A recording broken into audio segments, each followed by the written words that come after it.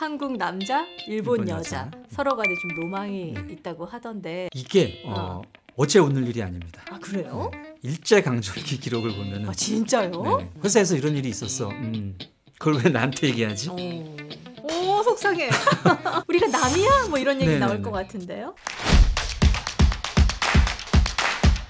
안녕하세요. 언터리TV 민수경입니다. 안녕하세요. 문화심리학자 한민입니다. 교수님, 네. 오늘 저희가 국제 커플 이야기를 좀 나누려고 해요. 네네. 요즘에 제 주변에도 국제 커플들이 이렇게 점점 늘고 있더라고요. 그렇습니다. 그리고 또 이제 한일 커플. 로망이 어마어마하더라고요. 네네. 왜 이렇게 한국 여자 이렇게 싫어? 뭐 이렇게 물어보기도 했는데 국제 커플도 좀 늘고 있고 네. 국제 커플들이 연애 과정에서 겪는 문제도 좀 있을 것 같고 음. 그런 이야기들을 좀 들어보고 싶었어요. 네. 주변에도 좀 많이 있으시죠? 네, 제 국제 주변에도 커플? 많이 있고요. 친척 중에 음. 다문화 가정이 있습니다. 음. 도미니카 여성분하고 아내의 사촌 오라버니 하고 어. 결혼하셔가지고 자녀분이 지금 삼성 라이온즈 치어리더 장유빈 씨라고 아 그렇게까지 구체적으로? 응원 부탁드리겠습니다. 우리 처조카. 네, 갑자기 왜 유튜브나 SNS에서 네. 이제 워낙 그런 커플들이 많이 보여져서 그런지 진짜 많이 늘었다 뭐 이런 생각이 들기도 하고요. 네, 또 네. 제 주변에도 사실 이제 국제 커플들이 하나둘씩 생기고 음. 있는데 확실히 옛날보다 많이 늘었죠. 그렇습니다. 왜 그런 거예요? 문화적인 거리감이 좀 줄었달까요? 2010년대 이후로는 뭐 유튜브라든지 굉장히 이제 세계 문화를 다 접할 수 있고 또 여행도 많이 자유로워졌고 저 교류가 워낙 예, 많으니까. 이제 그런 문화적 장벽, 그 심리적 거리감이 좀 줄어들게 된 것 같습니다. 좀 가깝게 보자면 그 한국 일본 간의 이제 네네네. 커플들. 한국 남자, 일본 여자 커플이 제일 많죠. 그쵸. 한국 남자, 일본 일본 여자. 여자. 서로 간에 좀 로망이 네. 있다고 하던데 왜 그런 거예요? 이게 어제 오늘 일이 아닙니다. 아 그래요? 일제 강점기 기록을 보면은 아 진짜요? 네네. 사실 이제 일제가 한국의 이런 민족성을 말살하기 위해서 여러 가지 정책을 했는데 그 중에 하나가 이제 한국 일본 결혼을 시키려고 그랬어요. 이제 혈통을 모호하게 만들려고. 네. 그래서 일본 남성하고 한국 여성들을 결혼을 많이 시키려고 그랬는데 오히려 일본 여성과 한국 남성 결혼이 많아졌다는 거죠. 아. 그때부터 이제 언급이 될 정도로 이게 한국 남성, 일본 여성의 커플이 많았습니다. 박열 열사하고 그 가네코 후미코 네. 이제 한국 남성, 일본 여성이고 상당히 많았다고 합니다. 그때부터. 아. 이게 이제 두 나라의 남녀 성 역할 네. 하고 좀 관계가 있는 것 같은데 일단 이제 일본이 그 남성성, 여성성이 굉장히 강한 나라로 꼽힙니다. 일본이? 네네. 이게 이제 어떤 의미인가 하면 남자는 남자의 역할이 있고 네. 여자는 여자의 역할이 있다. 이 생각이 세계에서 가장 강한 나라거든요. 그래서 이제 여성은 상당히 이제 여성적이어야 되고 남성은 상당히 이제 남성적이어야 된다라는 인식이 있어서 부부나 연인들끼리 정을 표현하는 방식의 문제가 아닌가 싶습니다. 남성들이 여성들한테 마음을 표현하는 거. 내가 뭐 너를 좋아하고 같이 있고 싶고 뭐 손 잡고 맛있는 거 먹으러 가고 너 귀엽고 하는 이런 일상적인 표현이 일본은 잘 없거든요. 그 연애할 때도 꽁냥꽁냥 뭐 이런 게 없어요? 꽁냥꽁냥 분위기가 잘 없죠. 그래서 최근에 이제 나왔던 일본 드라마의 I Love You라는 한국 남자 주인공과 일본 여자 주인공의 연애를 다룬 드라마가 있었는데 네. 그래서 처음에는 일본 여자가 굉장히 당황을 합니다. 막 아무 때나 문자 보내고 집에 찾아가서 뭐 밥 먹으러 가자고 그러고 예정도 없이. 당황했었는데 이제 그런 게 너무 좋다고 점점 생각을 하게 되거든요. 그래서 이게 이제 일본 여성들이 기본적으로 느끼는 게 아닌가 싶어요. 근데 이제 로망은 컸지만 실제 네네. 이제 만나보니 어. 이 문화 차이로 허걱 뭐 이런 상황들도 좀 생기지 그렇죠. 않아요? 예. 이제 한일 커플에서 이제 가장 문제가 될 만한 게 네. 서로 합의하는 마음의 거리인 거죠. 합의하는 마음의 거리? 네네. 우리가 합의가 되지 않는 관계면은 간섭이고 오지랖으로 받아들일 수 있잖아요. 그쵸. 그런 일이 일본 사람에 대해서는 훨씬 발생하기가 쉽습니다. 그래서 우리는 이제 사랑하니까 챙겨주고 싶어서 이렇게 이제 간섭하고 연락하고 하는 네. 것을 처음에는 이게 뭐 신선하고 좋고 했을 수 있는데 이게 이제 뭐 결혼을 하고 오래 지속이 되면서는 나의 영역을 너무 침범한다. 나를 너무 존중하지 않는다라고 느낄 수 있는 거죠. 어떤 경우들이죠? 예를 들면 연락이 안 되면 불안하잖아요. 네. 그래서 자꾸 연락을 하게 되고 뭐 이틀 3일 연락이 안 되면은 뭐 앞으로 찾아간다든지 한국 사람들은 흔히 할 수 있는 내용인데 네. 일본인들은 나를 구속하는구나 라고 느낄 수 있을 것 같습니다. 아니 이해가 안 되는 거지. 이해가 연인 안 돼. 사귀는데 2, 3일씩 연락이 안 된다고? 그런 경우들도 있어요? 그렇죠. 한 일주일, 2주일 정도는 연락이 안 되기도 해요. 일본. 우리는 커플은. 헤어지지 않은 신호를 읽잖아요. 그렇죠. 그렇게. 이게 그 말로만 듣던 어. 잠수 이별이구나. 어.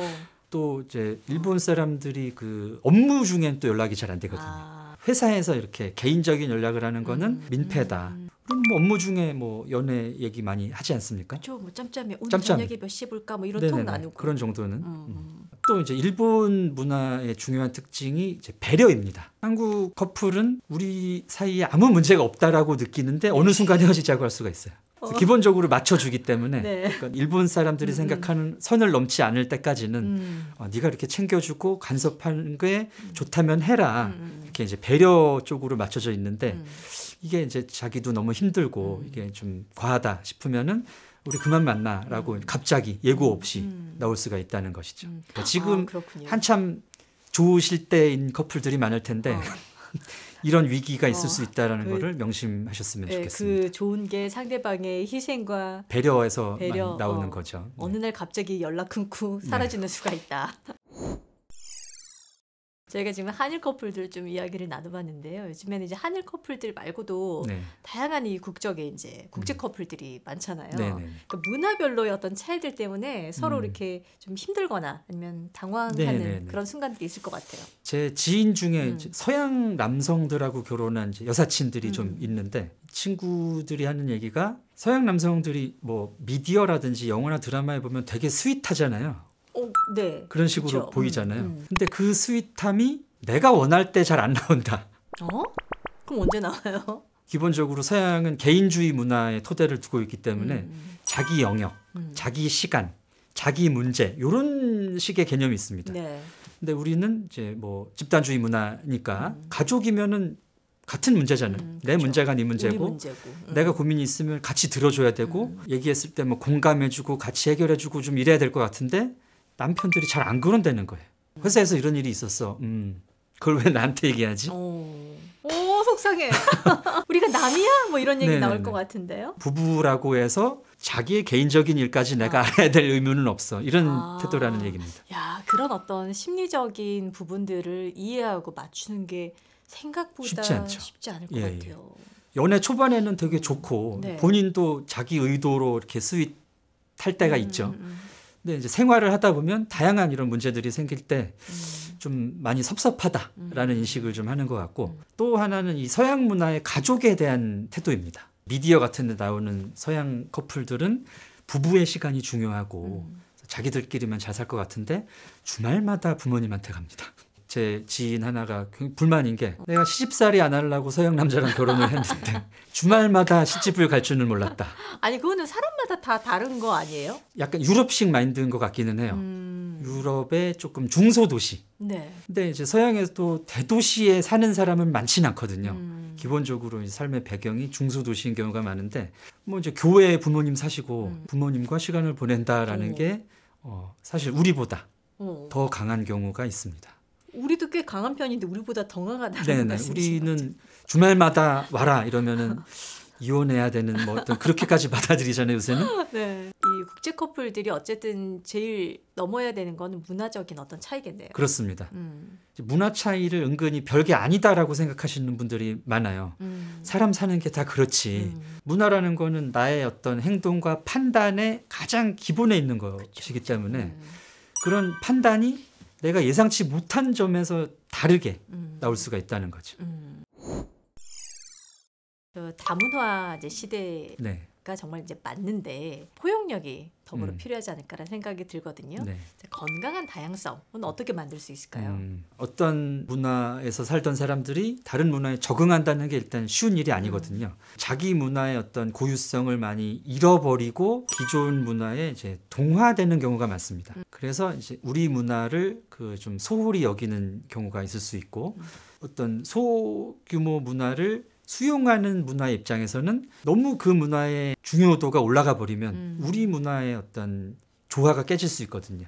특히 이제 종교적 갈등 같은 게 이제 대표적인 케이스인데 그래서 뭐 100% 모두가 모두를 동등하게 대하고 인정하는 이런 아름다운 모습은 이상일 수 있습니다. 가장 우선되어야 할 것은 저 문화가 우리보다 못한 것은 아니다.